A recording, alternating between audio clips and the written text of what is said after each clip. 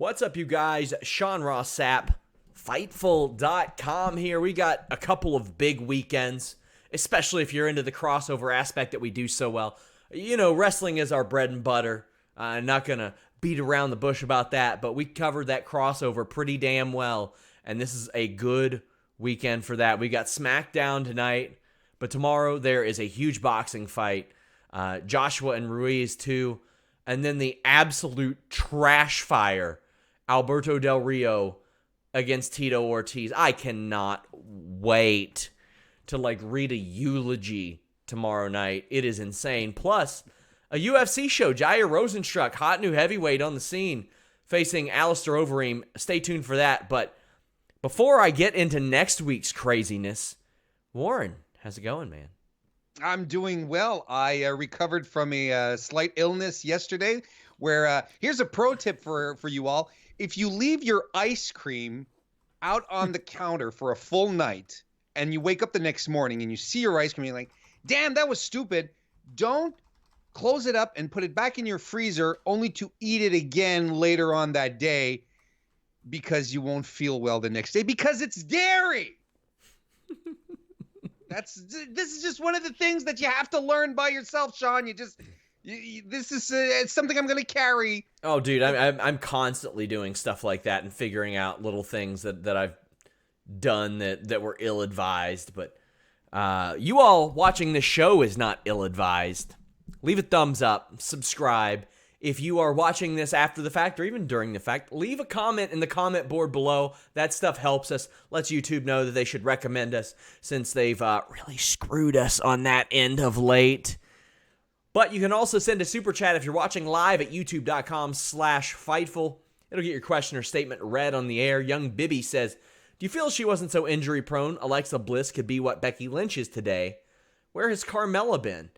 Warren, I don't think that Alexa Bliss could be what Becky Lynch is because I don't think it's all there in the ring, and I have my problems with some of Becky's offense, but I think Becky is a great combination, and Alexa is perfect for what she is. I don't think she should be Becky Lynch. I think she should be Alexa Bliss, who is, quite frankly, one of the most successful women wrestlers in the history of wrestling at this point. I think you took the words right out of my mouth. There's no reason why she should want to be Becky Lynch when she's so good at being Alexa Bliss, essentially. She's a fantastic character who's developed on her own. And is she that injury prone? I don't know. I think whatever time they give her in the ring, she always enjoys it. She put a microphone in front of her mouth and she spins gold every time. I don't see why she'd want to be anything else. 3-time women's champion on Raw, 2-time women's champion on SmackDown. Quite honestly, I remember when that SmackDown division came together in 2016 and people were like, wow, kind of thin. How are they going to make this work? And look at the gold that was spun out of that. Alexa Bliss took the bull by the horns. And she won the title off of who, Sean? Hell, I can't remember. Oh, yeah, there you go. Tag team title run with Nikki Cross, and I loved that build. I loved it. I love their team. I think that what Alexa Bliss is doing is fantastic. She's a really versatile performer. She can go babyface, heel. She can work singles. She can work tags. She can be a host. She could be a GM if she wanted to be. She can do a lot of different things. Aaron J's fan says, what a waste of dog food. I like that ending. Yeah, so people who are longtime viewers of this show know that I feed our dog next door, who is never off his chain. So daily I go over and feed it. And I was watching that like, man, little Snoop Doge, as we call him, could really use that food. A true waste, Warren. Oh, well, it's, to be completely transparent. I mean, it's not as if it's premium rib that they're serving dogs either. It's kind of waste in a certain way what they serve dog food in those cans, what they serve dogs in those cans, Joseph Farley says, why did I know this whole Corbin Reigns thing would end up in the dumpening? Might as well have put the Taco Bell logo on those cans and gotten some more money. It's practically the same consistency. I don't know what meat they grind together to make this crap, but I gotta tell you, as you know, I've had Taco Bell for the first time this year, and I was very much forewarned by you amongst other people, Sean, about the meat. I'm going to tell you, I enjoyed it. Suffered no bowel symptoms afterwards, unlike eating ice cream that was left out on the counter and then refreezing it. That's a whole other story, though. You could put up wallpaper with the stuff they sell as meat. Like, it's just a paste, man. It's hideous. Hideous, bro. Guys, reminder, FightfulSelect.com. That is our premium service. This week, I answered over 120 questions on our Q&A show. Have the Weekender podcast with Steven Jensen. Got a lot of news breaking over there all the time. Go over there, FightfulSelect.com. That's the most direct way you can support us. Maybe you got that ad blocker on. You know what? Just shell out $5 a month. Get lots of cool stuff, and it's sent straight to you as well. Eventually, we're going to integrate that into the site, and it'll be a very, very cool method in which we do that. But for now, head over to FightfulSelect.com. It's a good time. Do you think SmackDown was a good time tonight, Alex? Or I'm used to saying, take your time. Alex. Take your time. Alex. That's fine. I'm here all evening. That's for right. 3 years. I was, Alex. Alex, what do you think of the show, Alex? You know what? It sucked, Sean. It was terrible. Actually, it'd be like, well, here's the thing. Here's the thing. That's how you start doing your Alex Pulaski. Sure. Well, here's the thing, Sean. And if Ember Moon were in this match, they should have had Ember Moon eat the dog food. Where's Buddy Murphy, Sean? Actually, I liked the show tonight. I think it was a big uptick from the past offerings over the past couple of weeks. I enjoyed it. This is the most fun I've enjoyed watching SmackDown since that night NXT took over. Thought it was a lot of fun tonight. DJ Cass says, I'm sorry, but the fact that Corbin versus Reigns is your top program for SmackDown shows, they have nothing better for Roman. I agree. Like, if this were Corbin coming off the King of the Ring, well, that's fine. But he's been treated like an absolute dork since then by everybody that matters. From The Rock to Becky Lynch to just everybody. He's been treated like a nerd. Yep. Everything he's been doing recently is just outrageously corny. And I think we'll talk about it when we get to that segment there. Because we were off on to a very, very good start with the whole Roman beatdown tonight. And then it took a bit of a turn. And this, in my opinion, despite the fact that I feel, and we've talked about it before, that we feel that it's odd that WWE doesn't have anything more creative for Roman to do. Yet at the same time, I feel like he's being booked really, really well in the sense that the audience is behind him. They don't have to drown out the boos. They're not pushing him down our throats. We're like, how will Roman overcome these odds? We know that's always Roman Reigns' story. Corey Graves alluded it tonight. Says, oh, once again, Reigns overcomes the odds. But yes, that's his gimmick. That's his thing. But we're enjoying it because they're letting Roman be a little more Romanish as opposed to being this invincible, stoic, glaring dude. They're letting him be more of his thing, and I think that's very appealing. It would be just nice if they gave him something really interesting to sink his teeth into, but otherwise, they're doing a real good job. So The Miz comes out. He is playing either Connie Chung or Elliot Stabler. I can't figure out which one because he is getting to the bottom of this story. Why does he give a shit? Well, because he cares. That's what he said. No, he doesn't, though. He's never cared about the Miz or cared about Daniel Bryan. Well, he said, hang on. He said in his promo, they don't like each other. They're not friends, but he cares. Is he a reporter now, or is he a goddamn fighter, Warren? Look, I think this is something, Sean Ross Sapp, that has to do with fatherhood. And maybe it's something you're never going to understand. Probably not. That connection, that bond that you have between fathers, family men who are just trying to work and earn a living for their families and trying to protect them from harm. I can't make jokes about fighting kids anymore. My wife got a job as a teacher, so She specifically made that request. Or I was going to say maybe it just opened you up to a whole No. pool of competitors. I mean, we live in a very judgmental area. Obviously, it's rural Kentucky, but I wanted to make like a Fight Owens Fight shirt that said "Fight Every Kid," and she said, "Please do not do that." I just got this job. Oh man! So the kid hating gimmick is on or gag. I don't do gimmicks on our shows, but it's a gag, a running joke on the show. We're gonna put that on hold for a while. But yeah, Miz wants to get to the bottom of this. I don't think he made a great case for giving a shit, though, is the thing. I agree. But Bray Wyatt appears on the Titantron and Firefly Funhouse and says the Miz can play with him now. But the Miz isn't interested. Why? So the Miz is like, nah, bro. Well, okay. What'd you think of that? Well, why would he? Why would he be interested? I mean, other than Bray putting up the title, why would Miz be like, nah, I'm not going to go play with you. Give me a little incentive. Give me a little extra something. I mean, after all, Miz is still Miz. Miz is still, he's a businessman. He has his own show and so on and so forth. Give him a little incentive to get into it. Of course, you can make the argument that it doesn't quite, what's his incentive for trying to find Daniel Bryan? What's his end game in this? I'm actually thinking that maybe this whole feud, this Daniel Bryan, Bray Wyatt feud might actually lead us to Miz and Daniel Bryan with another feud again, and maybe giving us the feud that we deserved last year and that we didn't get. Maybe that's the end game. Maybe Miz ultimately he wants to one-up Daniel Bryan, but I mean, it's too early to tell, and he's clearly in babyface mode right now, so maybe that's not what it is either.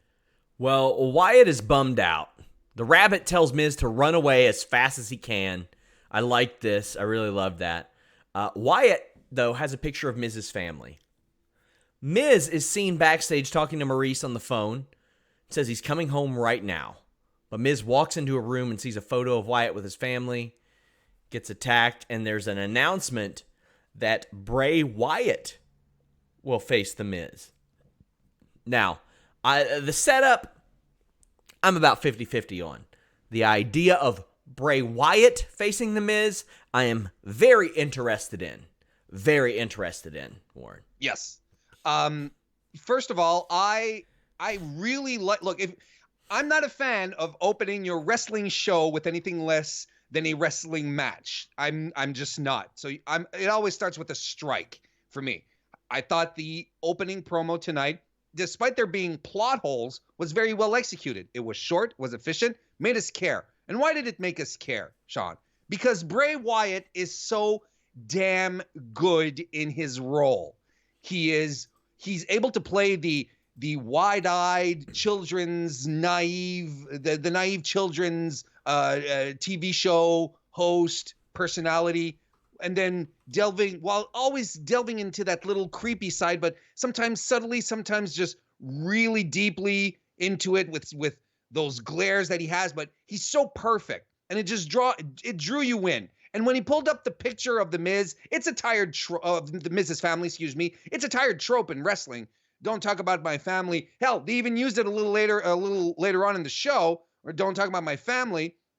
So it's a trope, but it worked. And Miz, he can act. He can do his thing.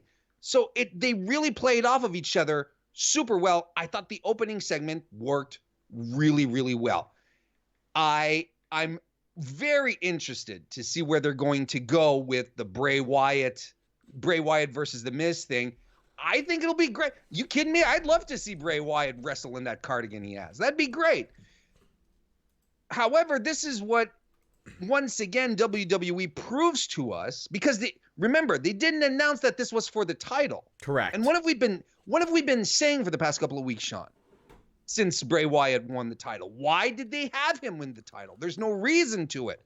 The Seth Rollins feud was about the title for a short while. Then it became about something else.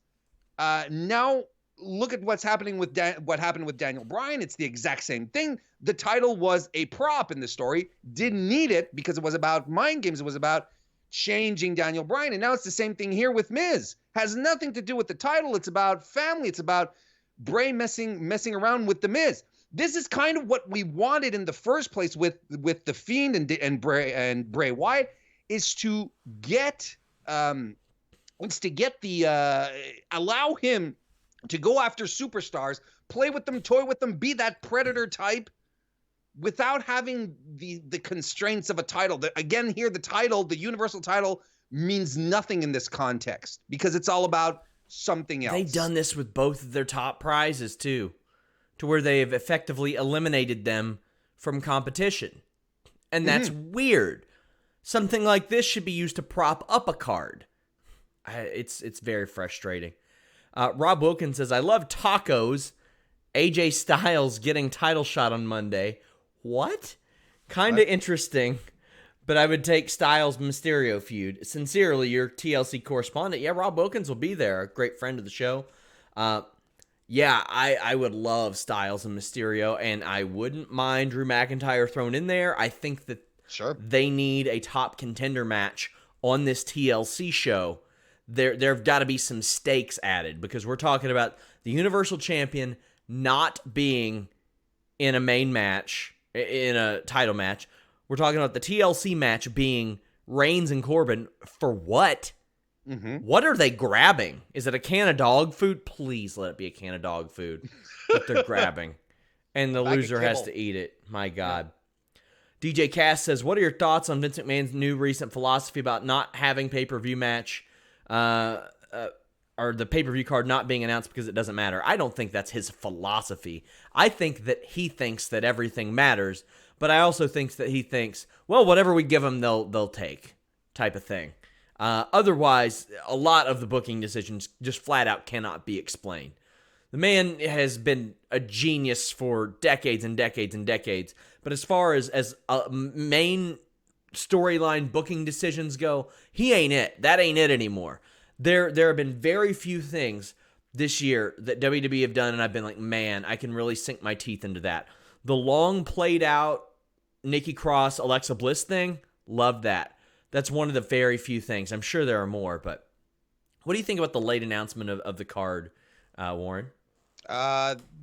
It's either that. I'm wondering if it's fatigue from the Survivor Series stuff, maybe, that just everyone is like, look, what do we do next? We're not quite sure. I think it's a testament of short-term planning on WWE's part, that they're not able to just be able to go 2 weeks before, that they were unable to secure a single match on Raw this Monday. Not a single solitary TLC match was secured, announced. Next week is the go-home show. Next week is literally the go-home show for Raw. And there's not a Raw match that's been announced yet. So to me, it's just another showing of WWE being unable to plan properly. I got a lot of people saying at least it's not a dog collar match. The thing is, I think that Roman and Baron Corbin could put on a kick-ass dog collar match. And they're leaning so much into the dog stuff. I'm not ruling that out yet. Yeah, exactly. Quite honestly, they should have done tables, ladders, and collars. Yeah, exactly, and that still would have worked. Look at this genius here. Can you believe this? Doing their job for free. I know. Why haven't they hired you yet, Sean? Obviously, you want a job with them. Well, I know how to do the camera cuts and the zooms. That's for sure. Tim Traver says, I want to say hi, Warren Hayes and Sean. Just want to let you all know I got one son, 32, going on 33 years old. Tim, there's no way you've got a 33-year-old son. Come on, Tim. You're a young fella. Yeah. Oh, okay. Maybe he's at 32 going on 33. I was going to say, Tim's a young fella. There ain't no way he's got a 33-year-old kid. Unless he was doing that thing a little too early. Which hopefully... Clearly too early. Yeah. Kiwi Rob says, not SmackDown related. How much longer do you think we have to suffer through Lana, Bobby, and Rusev's storyline? I think through the Rumble, at least. Yeah, they're definitely going for the long run. And then they'll have their big blow-off in February, maybe. And then neither one will have anything to do at WrestleMania. Yep, there you go. That's my prediction there. So, SmackDown did exist. We have more stuff to talk about from SmackDown. You all can check out my live blogs for those over at FightfulSelect.com. But Alexa Bliss defeated Mandy Rose. Jessica Carr is now a full-time WWE ref. This match was fine. I saw a lot of people saying, sloppy. I didn't see sloppy. It was laid out weird. The cameraman got in the ring to get the eyelash spot. Like, he either got in the ring or he slid the camera onto the mat, one or the other. You do what you can for the shot. You do absolutely everything you can for the shot.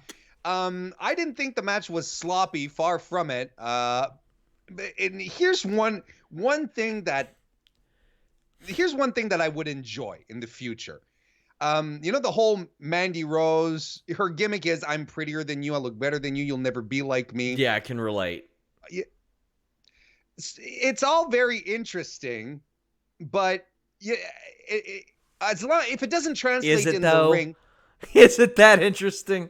If it doesn't translate in the ring, then it's really not interesting. Yes. If her thing now is like, look at how fake you have to be pretty. If she starts doing this to the women, peeling the eyelashes off and doing, exposing the trickery, that goes behind the women, her opponents, trying to make themselves presentable, if she starts doing that, I kind of dig that, where she's like, this is how perfect I am. I don't need whatever she's using. I kind of dig that. Yeah. I think it might be because it translates physically in the ring into a gimmick, something that she can use every week. I'd be okay with that. Yeah, I dig that. I like that aspect of it. I love the spot where Alexa hulks up and grabs her opponent by the throat. It's a very babyface spot, but she needs to use something besides that STO.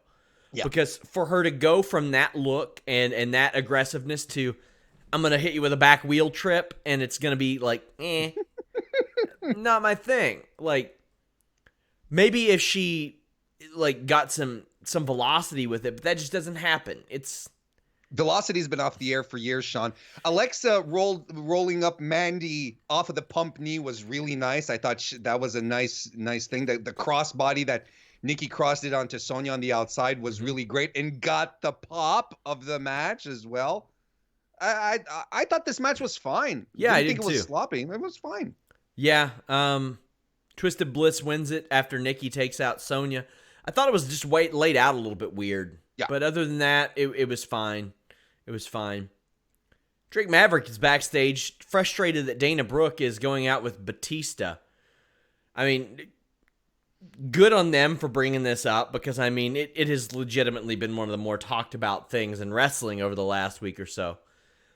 Do you think Dana's going to find out the answer? I hope not. Why? And I'll tell you what. This is one of the last great secrets in wrestling. It's one of the last great kayfabe questions out there. I say, let the mystery live on. This, ultimately, despite his awesome entrance, despite his multiple world championship runs, this is Batista's true legacy to the world of professional wrestling. It's a good point. So Elias shows up and sings a song about banging Drake Maverick's wife, because that's another storyline that we need, which he quickly says, no, I didn't, but now I'm going to fight him. But, it's beaten over the head. Mm-hmm. I swear, it's as if Vince McMahon discovered the word cuck last year. It's seriously, that's the only answer. That someone started showing him Twitter and the exchanges that happened there, and it's like cuck. What's a cuck, pal? And, it's when this. We should do that in wrestling. That'll be great. It'll be funny. They didn't want to give me the incest angle. They'll give me the cuck angles for sure. Just wait until he starts doing hot stepmother angles all over the place. It's coming. It's coming. Like 6 of them at the same time. Oh boy. So Elias comes out because Drake wants to fight him, and good, Drake should want to. But then Elias spanks him and kicks him in the ass. Dana throws him back in the ring to eat a drift away, and they pretend Dana Brooke pins Drake Maverick. And the thing is, I want to see more of Dana Brooke because she's gotten better. Mm-hmm. And I want to see that. But this isn't really what I wanted to see. No, that's not quite it yet. But are we going to see Dana Brooke wrestle? Because this entire storyline has nothing to do with wrestling in and about itself. Like, she's literally the prop here. Obviously, they're using her to get Elias over as a babyface. I don't know where they're going with this exactly. Like, if the whole Batista and Dana Brooke date and flirting is legit, I hope those two crazy kids have a fantastic time. And honestly, I kind of hope that they have a fantastic time away from cameras. We really don't need to see it, and I hope they don't make a big thing out of it. It just sour the whole thing. Remember when Drake Maverick was fun, though, Sean? Remember the 24/7 title? Remember when that was fun? Remember when it existed? That was like, all the way back in July. And all it is that they had this title belt to do creative stuff, but all they did was schoolboy pins and running from each other. That's it. And outside of the stuff that, during that period where Drake Maverick had it and went on his honeymoon, that was glorious stuff right there. And this is what this is what we're doing now. And it's a shame. I mean, good on Drake Maverick for doing what he does and trying to make the most out of it. But it's just terrible. And one last thing, if Elias keeps white knighting for Batista like he's doing, I swear to God, Dana Brooke is going to go on a dinner date with someone else, if you know what I mean. Demon Diva says, my nephew is stationed in Camp Lejeune, and they had such a blast with WWE today. He just returned from deployment. Loved seeing him have a blast. Demon Diva, great fan of the site. One of my first guests on the members-only show that we did back in the day. Tribute to the Troops is great. I'm glad that they've stuck with it, even though they don't go overseas anymore. But, I mean, I guess you could say they do a tribute to the troops every few months in Saudi Arabia, so to speak, because reasons. I get the feeling one pays a little more than the other. There's a good chance. There's a fairly good chance that one is just significantly, just a smidge. Yeah, which, I mean, that is kind of funny that they won't go overseas for tribute to the troops anymore, but they will go to Saudi Arabia. Well, they have troops there too. Saudi Arabian troops. Probably end up having a lot more there one day.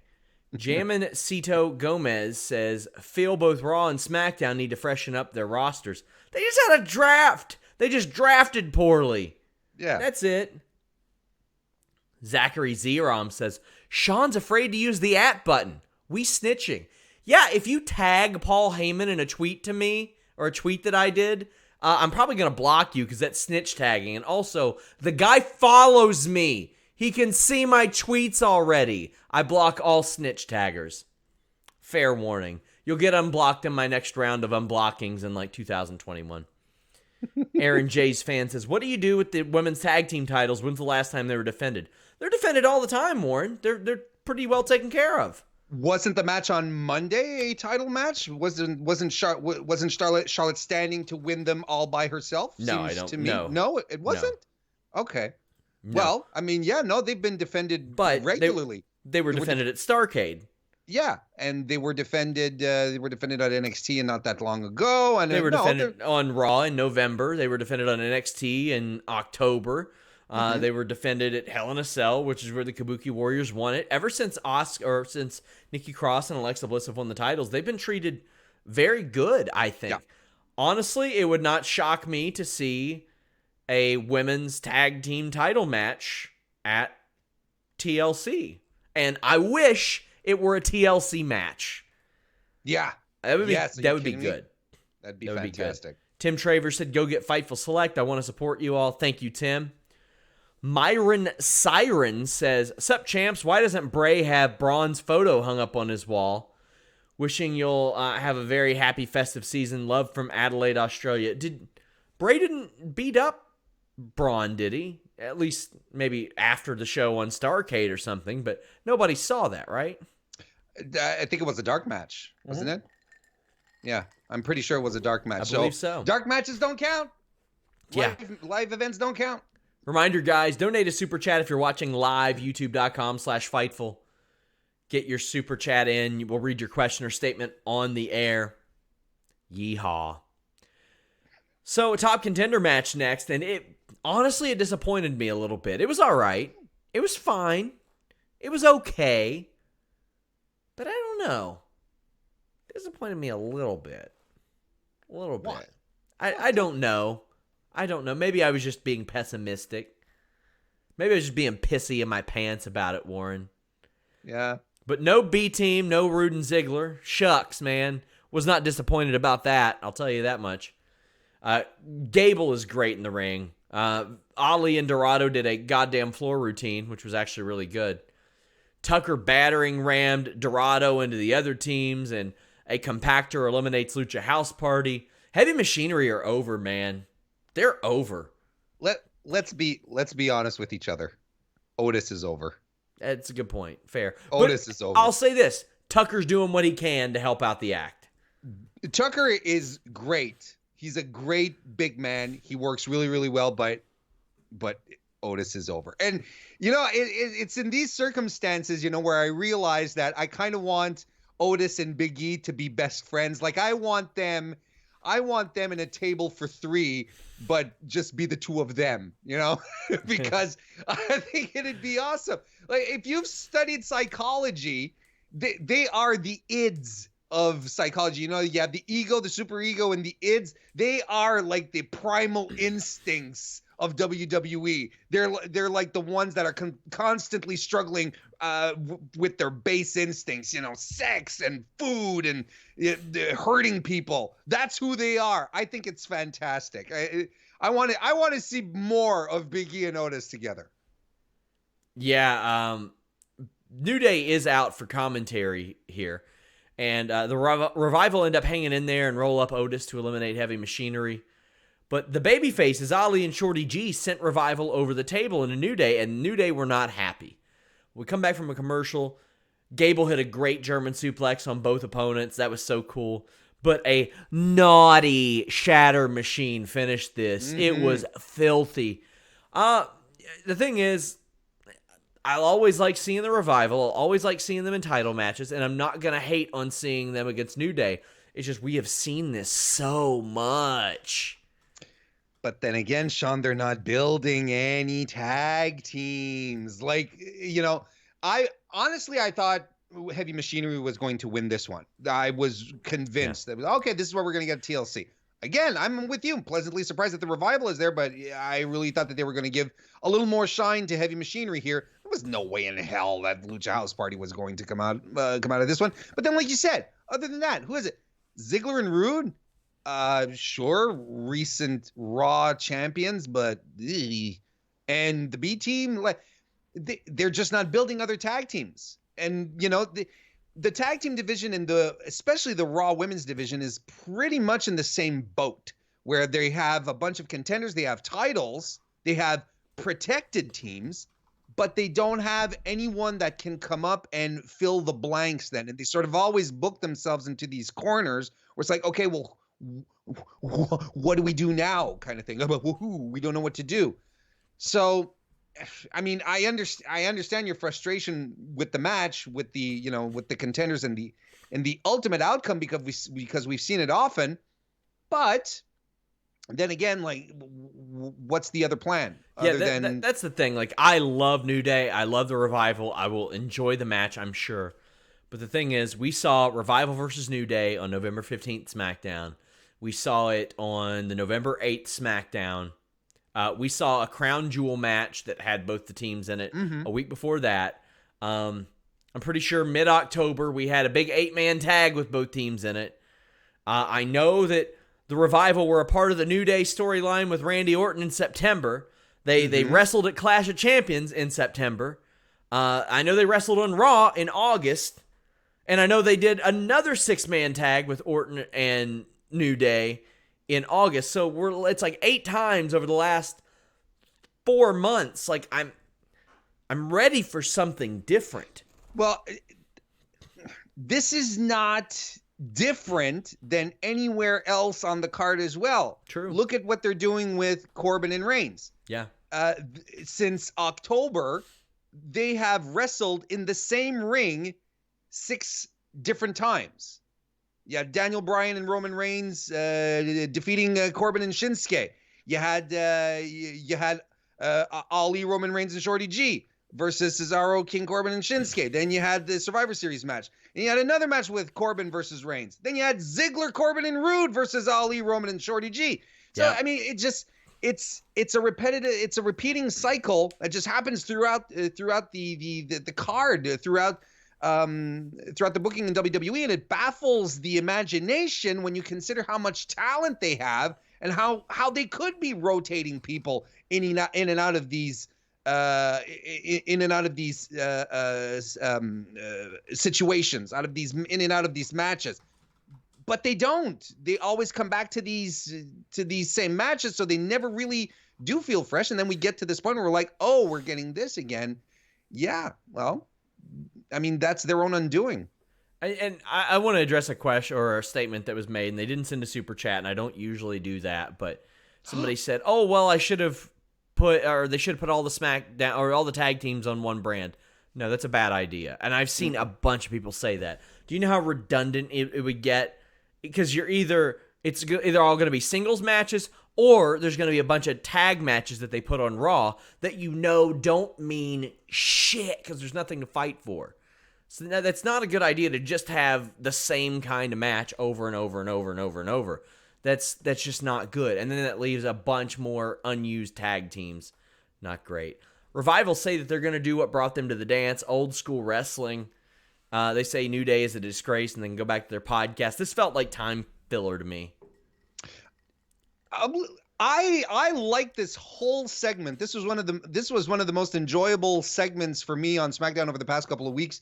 I really dug the match. I thought the final third with the 2 final teams was really, really exciting.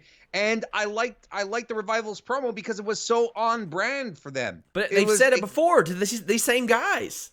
And they're saying it again because I kind of feel like they're on their farewell tour. Quite honestly. I'm sure they are. So, I would be shocked personally. Mm-hmm. I would be shocked if the week after Double or Nothing, they weren't both there. And no, I agree. Quite frankly, I don't know how much time was added to Dash's deal, but I get the feeling that when push comes to shove, it'll be right after Double or Nothing. That way they can't be at Double or Nothing, or at least one of them. But who knows? Maybe they'll debut in AEW as in a cult gimmick or something. Lacey Evans crushes a jobber. They went out, they being WWE, and found like the one woman with a worse gimmick than Emi Sakura. Like, they were like, all right, Emi Sakura puts on a mustache, carries a microphone, doesn't sing Freddie Mercury songs, but pretends she's Freddie Mercury. What can we do that's worse? Okay, a lion tamer gimmick, and she's going to wear the stuff in the ring. See, I saw the cover art to Marillion's Childhood's End album. That's exactly what I thought. I made the relation right there. Oh, it was bad. And so were her strikes. Holy crap, those were bad. And fortunately, Lacey Evans put us out of our misery with a KO punch. Sasha Banks runs down her nicknames, which is the majority of her promos. It's et cetera, because I'm the boss, I'm the blueprint, I've got blue hair. Okay, cool, man. I appreciate the fact that you've got all these nicknames. That's neat. Lacey Evans, however, I thought cut a really kick-ass babyface promo. Got that cheap pop for being a Marine. Good. Why not? And it came off so natural as a babyface. That's the thing. That's exactly the thing. she did not feel phony. No, Sean. I'm waiting for her to fly in on a friggin' helicopter and body slam Yokozuna and take off on a bus across America. Like, it felt right. It just felt natural, and the crowd reacted to it. Well, could you believe? And to be fair, it started off a little iffy. You know, she stumbled a bit when she was talking about her daughter. You know, but man, she picked it up as the promo went along when she started talking about her service and so on and so forth. Can you believe it? Can you believe it? We're going to buy into Lacey Evans as a babyface. And it's not that off-brand of what she does already, because it was a little self-congratulatory, her promo. Like, it was a little of her patting herself on the back, and that's not that far of a deviation. And I like that, like, okay, she was like, okay, well, I'm going to take up for the things you said about me, not specifically you being an ass to all these people. She kept the nasties thing in there. I like that too. Joseph Farley says, give me Lacey coming into Mania on a Black Hawk chopper or give me death. Oh, Jesus. DJ Cass says, I miss the Usos so much. I do too. And goddamn. Bottom line is they got to get their life straight. They got to get their shit straight. That's all. And good on WWE not bringing back. I don't know the status of the Usos. I'm not going to pretend I do. But it's very clear some shit needed to change with those guys. And I respect them to the utmost as performers. They're one of my favorite tag teams to watch of all time. But WWE has not brought back Jeff Hardy yet because he's sorting his shit out as we speak. And the Usos haven't been back either. So Bayley and Sasha attack Lacey at the top of the ramp. Good. It further establishes the babyface aspect. Sure. I liked it. I liked the whole thing. How many people watching this show do you think thought that Dolph Ziggler was going to win this match? Well, everyone who was under 5 years old probably did. Yeah. Because there was no way this was going to happen. There was a chin lock at 9:43 Eastern. You mean the main event chin lock? Yeah. And Jack the Jobber of Cultaholic said this sounds like a Pitchfork top 100 albums you've never heard of thing. And I said, I wish it was a wrestling spot I've never heard of. I'm going to be explicit here, Warren. Sure.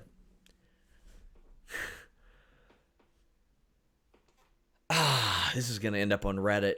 Fewer things get my penis softer than a chin lock at 9:43 Eastern. I concur. Fortunately, Blue Chew is here to help. Whether you're working a chin lock or a dick lock, Blue Chew is going to unlock your potential. Same FDA-approved active ingredients as Viagra and Cialis, so you know they work, but they're a little bit more effective than that chin lock. Gets a little bit more of a pop, if you know what I'm saying. Brings the crowd to your feet, if you're into that type of thing, if you're performing for a crowd. This is better than the other guys because you still got to get prescribed, but you get prescribed online, so you don't have to go to the pharmacy. You don't have to go to the doctor, rather, in person at least. You don't have to call up the doctor, set up your appointment, drive there, wait. There's always a wait. Go in there, do the consultation, have the weird conversation with your doc. Then you get the prescription. You got to go see that lady up at the front who's got to write the let me phone this in, make sure they know at the pharmacy. Then you got to drive to the pharmacy. That doesn't happen with Blue Chew. Shipped straight to your door, discreet package. It's a chewable, so it gets into your system a lot faster. A lot faster. So you'll be going from the lockup to the finish in whatever amount of time you want. Honestly, I gotta just say it. There's a good chance that the lady in your life is going to say, listen, I need a rest hold right now. I need to slow it down. The BlueChew.com code Fightful is it's doing it to me. And you can get it absolutely free, besides $5 shipping, when you use that code FIGHTFUL. Remember, take it anytime, day or night. It's ready when you are. 8 p.m. Eastern, 9:43 Eastern, 3 a.m. Eastern. BlueChew.com, code FIGHTFUL. Legitimately, hit them up on Twitter. Let them know that you heard about them from us. Kristen says she's alerted Reddit already. I'm not surprised. People get mad at me over there for things that I say in the DMs to trolls. Do you know that? Mm-hmm. People get mad about that. Like I'm supposed to be above zinging trolls. No. I'm sorry. I am a shit poster first. I'm a wrestling media member second. You can call me a journalist like 200 down that list. Whatever. I will not sacrifice my shit posting for the sake of professionalism. It ain't happening. It ain't happening. That's always how I know you, Sean. I refuse to pretend like I am above anybody. I'm not doing that. Go ahead. I'm going to make sure, actually, if you want to add me into your will, that your tombstone does say he shit posted as he lived. Prolific shit poster, Sean Ross Sapp. That's how I would like to be known. There you go. King Corbin comes out. Can you believe that? What? Because I can't. Superman punch. Ziggler kicks out. Two great performers in a match that I did not care about. Mm-hmm. Spear, Reigns wins. He then drive-by kicks a bunch of people in Corbin. Oh my God, he booted one of those dorks in the nose, and it was amazing. Mm-hmm. It was really good. Oh, the adjusted frame rate of the Fox show just made it somehow better because I got to see this dude's nose just wobble around across his skull. Oh, it was fantastic. I love it. And the thing is, like, you just know that kid's going back there and going, "Thank you, sir. Thank you, sir." And everybody likes Roman. Like, I've been doing this a while now, and I talk to a lot of people, and I've not heard one person say, "You know who's a bitch? That Roman Reigns." Nobody. Everybody seems to like him.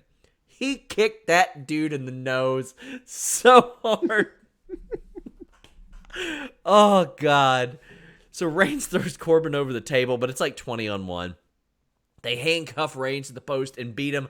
I love that spot. This is the part here where I, just before we go any further, where I was telling myself, this is what I want Baron Corbin to do. This is exactly it. Just be vicious and nasty. Like you said earlier, the guy who won the King of the Ring tournament, not the King of the Ring. The guy who won the King of the Ring tournament was hungry. He was vicious. He wanted to win. Let's not forget, he won all his matches legitimately. He was even thrown into an illegitimate match, that triple threat at some point, where he had all the reason in the world to be pissed off that he had to fight in a triple threat. And he won the damn tournament anyway. I was like, okay, this is good. No corny shit. He's coming out just to beat the tar out of Roman. Yeah. What a visual. Having Roman suspended, his arms raised above his head, and they're just wailing on him. I thought it was fantastic. But then, Sean, what happened after that, Sean? Dog food. How'd you feel about this? See, this is the thing. And this is, like, I didn't have a problem with him being doused on dog food. I just thought it was corny. I was just like, just beat him up. Look, WWE, we know you don't like the blood and guts. We get it. But we do know sometimes you sort of tweak the rule a little bit. You sort of just, it's once in a while you're like, oh, you know what? We'll just say that it was a mistake. We'll apologize. This would have been a perfect moment. You kidding me? If you have Corbin just wailing on Roman across the head with the scepter instead of dousing him in dog food, which ultimately is just stupid and corny. I'd rather see Michael Cole doused in dog food. He's the one that says it all the damn time. Reigns doesn't run. Maybe I'm wrong, but I don't run around or hear him calling himself the big dog a lot. Like, not as much this year. Okay, good, because that'd be stupid. Not at last year, when he was all in trying to get back at Lesnar, it was like, this is my, after beating The Undertaker, this is my yard. I'm okay with the yard thing. I'm all right with that. But he'd refer to himself more often as the big dog here. And what I like about this scenario is that about the whole thing here with Roman is that Roman, you feel, is fighting for something, because he has, through Survivor Series, he has come across as the locker room leader. He did position himself as the guy everyone is behind. And they've talked about it before, but we actually saw him in action. He had people rally around him. He did the inspirational speech to the locker room the week before, or the SmackDown before Survivor Series. So you feel that he really doesn't like Baron Corbin. He just doesn't like him. But he shouldn't care about the corny shit. He shouldn't have cared about the dog mascot a few weeks ago, or making fun of his entrance with the yelps instead of manly barks. It doesn't matter. That's not what Roman Reigns should not concern himself with, that kind of stuff. He battled leukemia. He fights for his family. He fights for the integrity of the locker room. These are things that we can truly get behind, because that's what we expect from heroes, from leaders, from people that we believe in. Not, I'm going to get you because you took my entrance and you messed around with it in After Effects. I hate you. That doesn't connect with me. It just doesn't work. And it would work twofold, tenfold, 20-fold if Baron Corbin wasn't, as you said, a dork. If he was the king of Westeros, like really a Game of Thrones villain, it'd be fantastic. I mentioned that Baron Corbin has been taking a lot of boss man spots, from handcuffs to wrestling moves. The thing is, Boss Man was an absolute bastard of a human being in 1999, to the point to where he got so over as a heel, they were like, you know what, we're going to put him in a title match against Big Show, because he's cooking dogs and chaining people up and ruining funerals and making fun of people. They won't go that far with Baron Corbin, because quite honestly, redone Big Boss Man is a hell of a gimmick for Baron Corbin, and I think he could pull it off. But they won't let him pull it off, is the thing. How long has he been doing the boss man spot around the ring? I mean, he's tailor-made for that, and he has the attitude to pull it off. But they just they always want it to be snide, a little corny, and it bugs me. It really, really bugs me. But throughout it all, I feel like everything they're doing is right for Roman. It may not be the most creatively satisfying thing they've had him do, but as far as getting him over, keeping him over with the audience, I think they could be doing a lot worse. Yeah. But I still don't understand why not a single babyface came out to help him. Christ, man, he was overwhelmed by 12 guys, and not one person came out to save their locker room leader. And that would go a long way as well to help us understand what he's fighting for, if people are willing to fight for him as well. And then you could create other stories. Then you could have Dolph Ziggler fight, I don't know, Chad Gable, because Chad Gable wants to help protect or be on Roman's side. So they could have a side feud, an arc next to it. It's just a bunch of wasted opportunities creatively around the whole Corbin Reigns thing. One of our super chats had asked about Carmella. She's still around. She's just, worked Survivor Series and maybe did something tonight, I think, off the show. Rob Wilkins says, I want the Revival to re-sign, personal preference. I would love for them to re-sign if they treated the tag division like an attraction. The tag team titles should be something that can main event a Raw or SmackDown and support a pay-per-view. It really should. Speaking of pay-per-view, next weekend, Ring of Honor Final Battle, which we were kind of saying off the air, might be the 5th biggest show of the weekend. Like the SmackDown Go Home show might be bigger. Nobody's talking about Final Battle.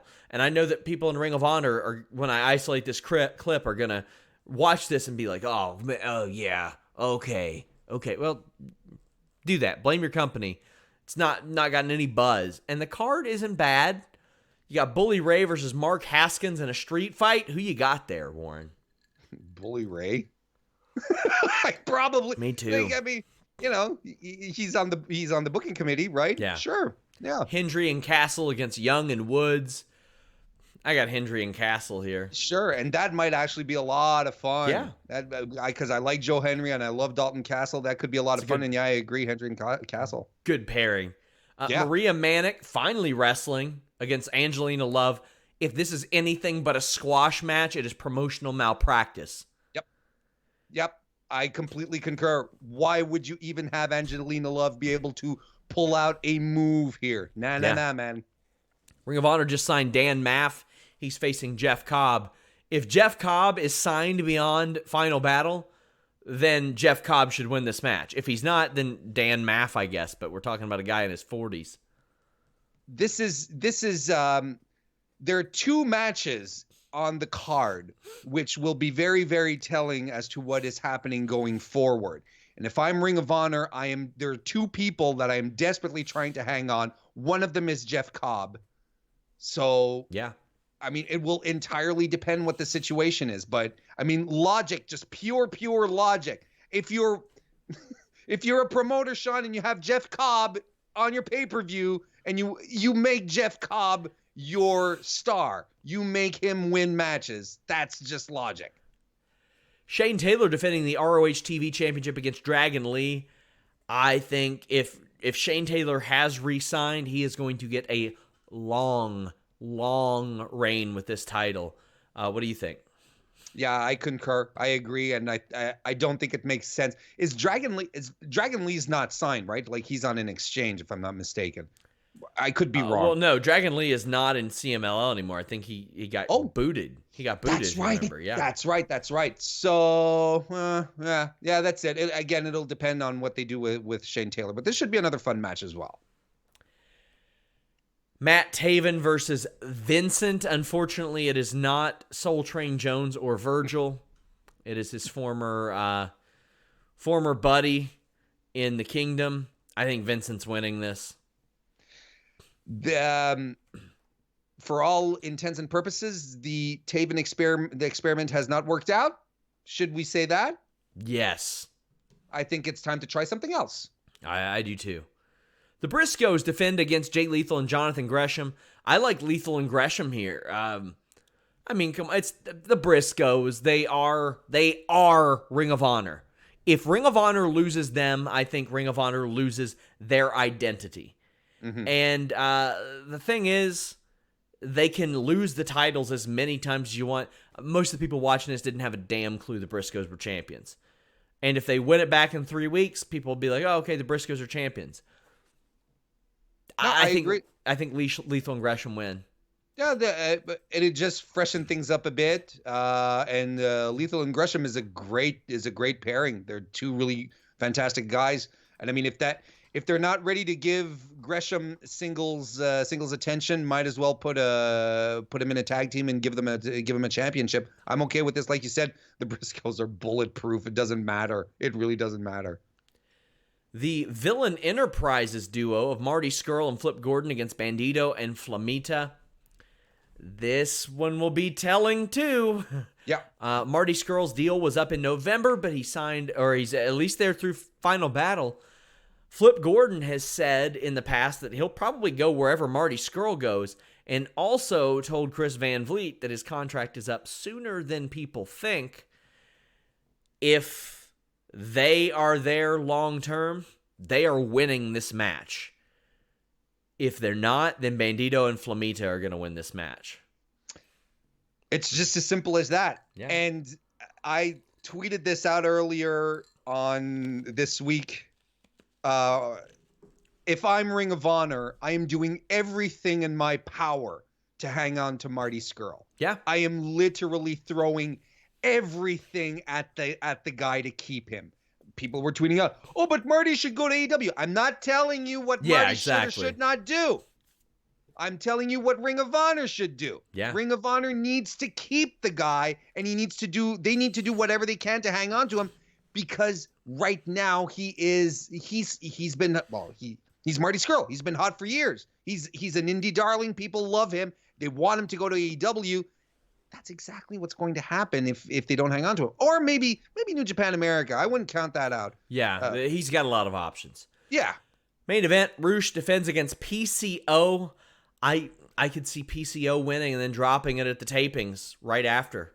I could see him doing a very short reign, kind of like a, hey, let's capitalize off the name value that he has right now. I could see it happen. I think I would try to continue to boost Roosh and give him a big win over a guy who is much, much larger than him. A guy who's supposed to be this Frankenstein, this zombie, impervious to everything. I think it matters more for Roosh to get the win here than the opposite. It does. We will have coverage of that next weekend. Make sure you guys tune in. Warren, let the people know where they can find you. YouTube.com/Mr. Warren Hayes is where I do my own show every Thursday evening where I recap the weekend stuff to that accord. Otherwise, I'm here every Wednesday for the Wednesday night recap as well as every Friday here as well. And you can follow me on Twitter at Mr. Warren Hayes. If you want a more sour SmackDown review, subscribe to FightfulSelect.com. Alex Pawlowski does have his Sour Graps reviews of Raw and SmackDown every week. Thank you guys. Leave us a thumbs up. Leave us a comment. Subscribe. We're out.